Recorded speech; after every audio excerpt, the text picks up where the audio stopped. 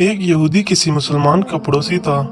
ہمارے ہاں جب اسلامی حکومتیں ہوتی تھیں تو جو غیر مسلم ذمہ بن کر ہمارے ساتھ رہتے تھے ان کے حقوق کا بہت خیال رکھا جاتا تھا۔ ہماری حدیث شریف اور فقہ کی کتابوں میں ان ذمیوں کے مسائل اور حقوق پر بہت مفصل ہدایات موجود ہیں۔ چنانچہ اس یہودی کے ساتھ اس کا مسلمان پڑوسی بہت اچھا سلوک کرتا تھا۔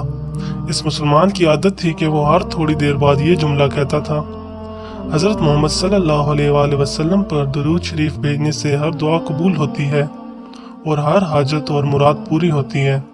جو کوئی بھی اس مسلمان سے ملتا وہ مسلمان اسے اپنا یہ جملہ ضرور سناتا، اور جو بھی اس کے ساتھ بیٹھتا اسے بھی ایک مجلس میں کئی بار یہ جملہ مکمل یقین سے سناتا تھا کہ حضرت محمد صلی اللہ علیہ وآلہ وسلم پر درود شریف بھیجنے سے ہر دعا قبول ہوتی ہے اور ہر حاجت اور مراد پوری ہوتی ہے۔ اس مسلمان کا یہ جملہ اس کے دل کا یقین تھا اور وہ خود اس جملے کے فوائد و ثمرات دن رات اپنی زندگی میں دیکھتا تھا۔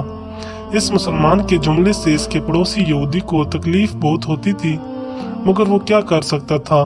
اسے اپنے کاموں اور ضروریات کے لیے بار بار اس مسلمان سے ملنا ہوتا، اور ان ملاقاتوں کے دوران اسے بار بار یہی جملہ سننے کو ملتا کہ حضرت محمد صلی اللہ علیہ وآلہ وسلم پر درود شریف بھیجنے سے ہر دعا قبول ہوتی ہے اور ہر حاجت اور مراد پوری ہوتی ہے۔ بالآخر اس یہودی نے اس مسلمان کو جھوٹا کرنے کی ٹھان لی۔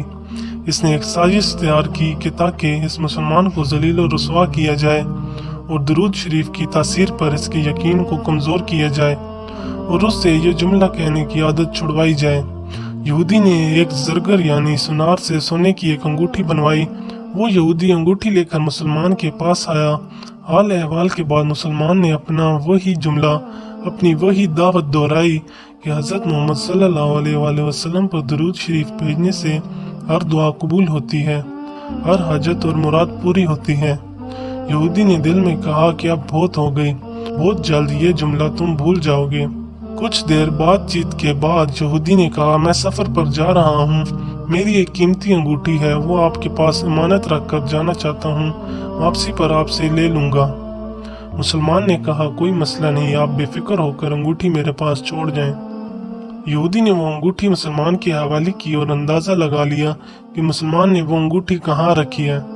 رات کو وہ چھپ کر اس مسلمان کے گھر کودا اور بالآخر انگوٹھی تلاش کر لی اور اپنے ساتھ لے گیا۔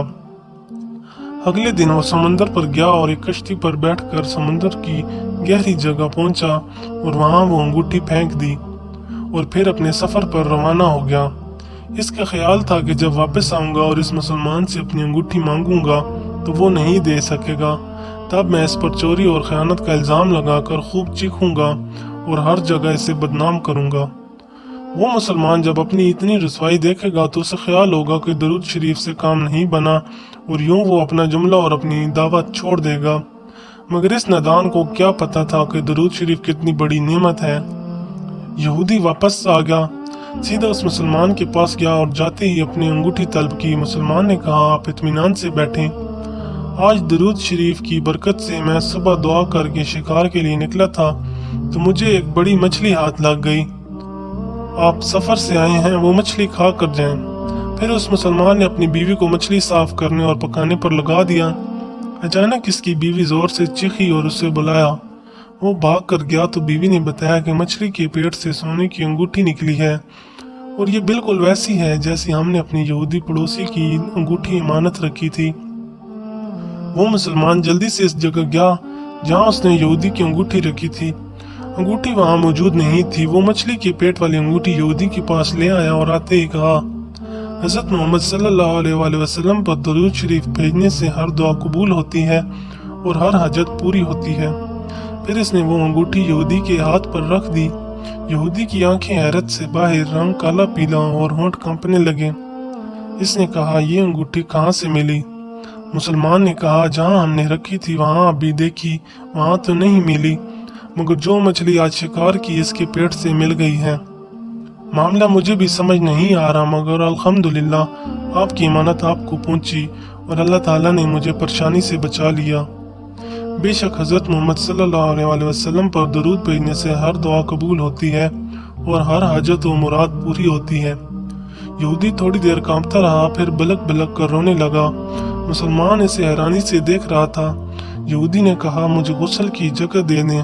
غسل کر کے آیا اور فوراً کلمہ طیبہ اور کلمہ شہادت پڑھنے لگا۔ اشہد ان لا الہ الا اللہ وحدہ لا شریک لہ واشہد ان محمدا عبدہ ورسولہ۔ وہ بھی رو رہا تھا اور اس کا مسلمان دوست بھی۔